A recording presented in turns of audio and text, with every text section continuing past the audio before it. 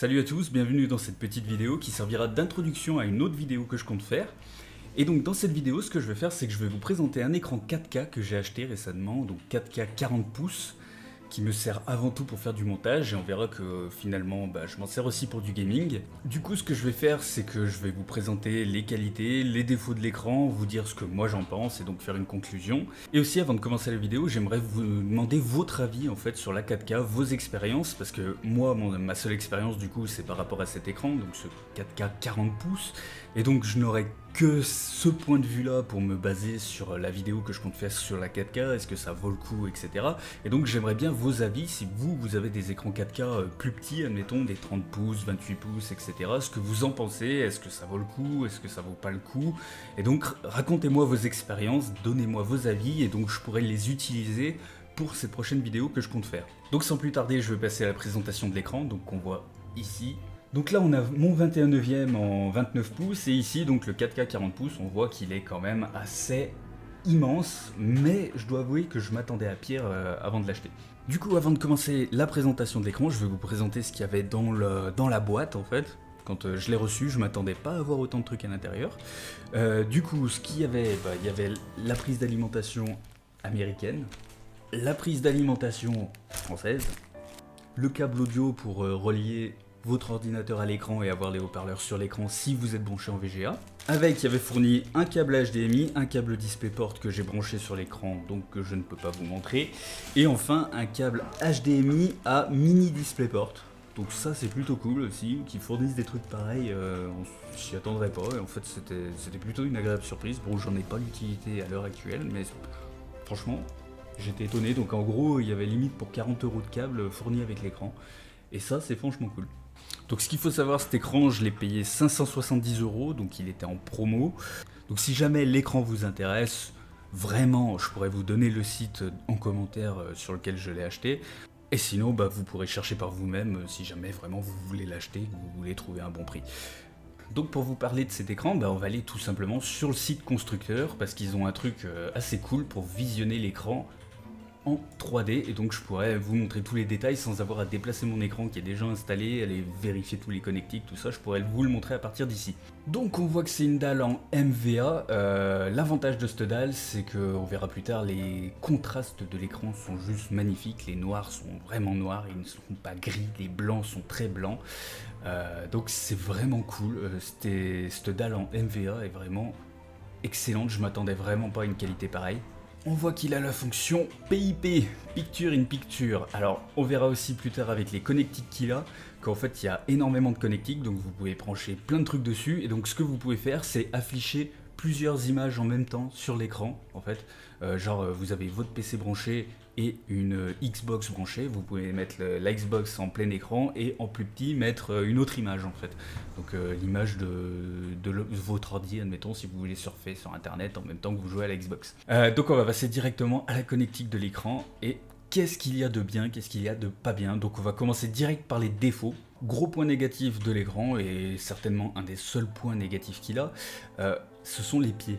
On voit les petits pieds là, la hauteur n'est pas réglable, l'inclinaison n'est pas réglable, donc en gros vous allez le caler sur votre bureau à plat, le foutre tout au fond du bureau pour qu'il soit assez loin de vous, et c'est tout. En fait, vous pourrez pas le bouger, à moins de mettre une fixation murale avec pouvoir l'accrocher dessus, pour pouvoir le bouger comme vous voulez. Et donc c'est un des seuls points négatifs que je trouve à redire sur cet écran, c'est vraiment qu'il puisse pas être bougé, mais en même temps, vu la taille, c'est assez compréhensible. On passe sur l'alimentation, donc c'est une prise d'alimentation tout ce qu'il y a de plus classique, hein, la grosse prise qu'il y a derrière les PC. Et ce qu'on voit en fait, c'est qu'il y a un bouton on-off, contrairement à beaucoup d'écrans qui restent en veille tout le temps en fait. Lui, vous pouvez carrément le désactiver avec le bouton on-off. C'est un truc qu'on ne voit plus sur les écrans quasiment, et ça fait vraiment plaisir en fait qu'ils en remettent un pour ceux qui veulent faire des économies d'énergie plutôt que laisser tourner l'écran en veille, juste l'éteindre, voilà. Ensuite on va passer sur les connectiques vidéo. Alors on voit qu'il y en a un bon paquet, en fait elles se trouvent toutes ici. Alors déjà ce qu'on voit c'est qu'il y a du VGA, et ça c'est rare pour le souligner, surtout sur un écran 4K, c'est vraiment bizarre qu'ils mettent un VGA. Bon, c'est un petit truc en plus, ma foi, hein. C'est peut-être dommage, à la place ils auraient peut-être pu mettre un DVI, mais bon, ils ont préféré mettre du VGA et 3 HDMI. En ce qui concerne les HDMI, donc on voit un HDMI classique, un HDMI qui peut faire de la 4K 60p, donc du HDMI 2.0, et un HDMI de MHL. Alors c'est quoi le MHL? En fait, c'est les prises HDMI qui permettent de brancher un téléphone portable dessus, et donc il y a la technologie pour voir votre téléphone portable sur l'écran. Donc il y a déjà ces 3 HDMI là, plus encore un DisplayPort. Alors DisplayPort, très important à savoir, c'est que j'ai découvert ça avec cet écran. Il y a des écrans où le DisplayPort va être réglé par défaut dans une version en dessous de ce qu'il permet de faire. Par exemple, le DisplayPort là, de base, il était réglé en 1.3. Alors qu'est-ce que ça a fait? Donc j'ai branché mon écran et en fait je trouvais qu'il n'était pas fluide. Il y avait un temps de latence sur ma souris quand je la déplaçais, il y avait un temps de retard. Et en fait je suis allé dans les menus, je l'ai réglé, j'ai dit je veux du 1.4 et là c'est devenu super fluide. Et donc ça, c'est un truc qu'il faudra vérifier si vous voulez acheter des écrans maintenant, c'est de bien vérifier que les prises soient dans la version dont vous avez besoin. Donc ici, en l'occurrence, moi j'avais besoin du DisplayPort 1.4 et donc voilà, donc j'ai réglé en 1.4. Ensuite, petit truc intéressant, c'est qu'il y a un hub USB qui est intégré à l'écran. Donc là, vous avez une prise USB bizarre, une grosse prise carrée, mais... Donc vous pouvez brancher votre câble que je ne peux pas vous montrer puisqu'il est branché à mon PC en fait tout simplement, et donc là on voit les sorties hub USB, donc vous branchez un câble USB, vous en ressortez deux, bon c'est pas fou, mais moi ce que ça m'a permis de faire c'est rebrancher un hub USB sur une de ces prises là, et donc du coup en fait d'avoir un autre hub que j'ai fixé ici, et donc ça me permet d'avoir plein de prises USB directement sur mon écran si je veux brancher des trucs comme par exemple les webcams. Ensuite, ici, on voit une prise RS232. Alors, c'est une prise très vieille. Je ne sais pas s'il y a encore des gens qui en ont l'utilité. Moi-même, je me suis jamais servi de prise pareille. Mais voilà, c'est là. Donc, si vous en avez l'utilité, vous savez qu'il y a une prise RS232. Ensuite, audio in, parce qu'il y a des haut-parleurs intégrés à l'écran. Donc, si vous êtes branché en VGA, vous pouvez toujours brancher l'audio in. Mais si vous êtes en HDMI ou DisplayPort, il n'y a pas de souci. En fait, ça vous servira à rien. Sinon, niveau qualité de haut-parleurs, bah en fait ils sont pas trop mal. Pour des haut-parleurs d'écran, ça va, c'est pas fou, mais ça passe, la qualité est pas trop mauvaise, donc vous pouvez vous en servir en cas d'extrême urgence, quoi, ça peut être utile. Ensuite, Airphone, donc vous pouvez brancher votre casque sur l'écran, c'est la base. Et ensuite, si on va en haut, on voit ici un petit truc que je vais vous montrer à la GoPro, c'est ceci. Voilà, c'est un truc qui sort comme ça, voilà, vous voyez, ça sort. Et en fait, ça sert juste à poser son casque dessus. Bon, là, j'ai le micro qui fait chier, mais voilà, vous pouvez poser votre casque dessus comme ça. Donc c'est un petit accessoire sympa, que c'est la première fois que je vois ça sur un écran, et franchement, bah en fait, c'est bien pensé, quoi. On voit que cette marque, en fait, elle a été faite pour les gamers, et je comprends pas que j'en ai pas entendu parler avant. Donc voilà pour ce qui est de ce petit emplacement casque en fait, qui est vraiment sympa. Et donc on a fait le tour de toutes les prises, toutes les fonctionnalités qu'il y avait dessus. Dernière chose à savoir, c'est que l'écran est livré avec une télécommande. Et donc ça c'est bien pratique pour faire les réglages. Pareil, vous pouvez monter le volume, etc. En gros, c'est une télé sans tuner TNT intégré à l'intérieur. Vous pouvez vous en servir comme télé, ça c'est pas un souci, franchement, sans payer la redevance en plus, vu qu'il n'y a pas de tuner TNT intégré. Moi je m'en sers pas comme télé, je m'en fous, je mate un peu des films dessus, mais ça va. Et donc maintenant on va passer un peu à l'aspect technique, on va voir ses spécificités. Donc en ce qui concerne la résolution, les câbles, tout ça, on a tout vu. La fréquence de rafraîchissement vertical, 75 Hz, non, c'est plus 60 Hz. Aussi, je n'ai pas précisé, le hub USB est en USB 3.0, donc important pour ceux qui cherchent absolument à avoir du 3.0. Vous savez qu'il y a les USB en 3.0, donc si vous branchez dessus votre ordi qui est déjà en 3.0, il n'y aura pas de souci. J'ai oublié de préciser, le câble RS232, c'est qui est fourni avec, hein, comme je disais, ça sert pas à grand chose, mais il est fourni. Ensuite, niveau consommation, il consomme 60 watts en utilisation normale. Ce qui est vraiment pas grand chose en fait, pour un écran de cette taille, de cette qualité, etc. 60 watts c'est vraiment pas grand chose, on peut dire qu'ils ont vraiment optimisé ça, la consommation. Et donc c'est aussi un truc assez cool. Bon, il pèse lourd, 12 kg. C'est pas super lourd pour la taille qu'il fait, franchement je m'attendais à bien pire. Mais 12 kg, ça reste quand même, faut prévoir le bureau qui pourra le supporter, quoi. En plus d'avoir la taille suffisante pour le mettre, faut quand même que le bureau soit suffisamment costaud pour tenir cet écran. En termes de luminosité, il est très lumineux, ça il n'y a pas de souci, on voit très bien. En termes de contraste, c'est la perfection, c'est juste parfait en fait, les noirs sont parfaitement noirs. Si j'affiche une image noire en plein écran, on a l'impression que l'écran est juste éteint en fait. Donc de ce point de vue là, c'est parfait. Ensuite, il y en a qui disaient que quand on regarde à moins de 80 cm, les couleurs changent dans les angles. C'est vrai, donc je vous conseille aussi, si jamais vous décidez de prendre cet écran, ou même un écran pareil en MVA et pas en IPS, de vous tenir au moins à 80 cm, mais de toute manière, je pense qu'une utilisation en dessous de 80 cm, donc à peu près par là, c'est pas possible, en fait.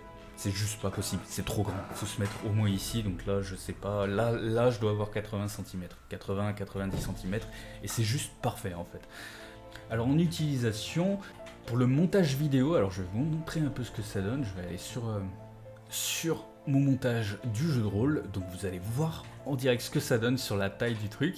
Alors moi, vu que j'ai un multiple screen, vous allez pas voir, vous allez voir que j'ai une fenêtre à côté. Du coup, vous voyez que ici j'ai en fait ma fenêtre vidéo où je vois le montage à quoi il ressemble. Je la mets sur mon deuxième écran.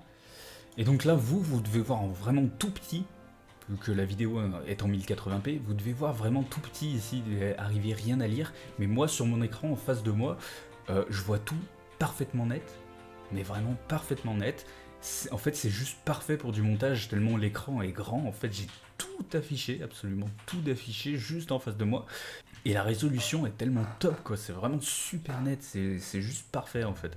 Et c'est vraiment pour ça que j'ai pris la base, c'est pour le montage, pour avoir quelque chose d'agréable. Alors, en fait, cet écran, ce qu'il faut voir, c'est pas le voir comme un seul écran 40 pouces, il faut le voir comme 4 écrans de 20 pouces en 1080p. Si vous avez un écran qui fait 20-21 pouces à côté de vous, vous voyez à peu près ce que ça donne en termes de résolution et tout, bah imaginez, vous prenez cet écran, vous le multipliez par 4, et bah voilà, c'est ce que ça donne sur cet écran là, et donc en fait, la qualité est juste nickel, et pour du montage, c'est juste super agréable, c'est parfait.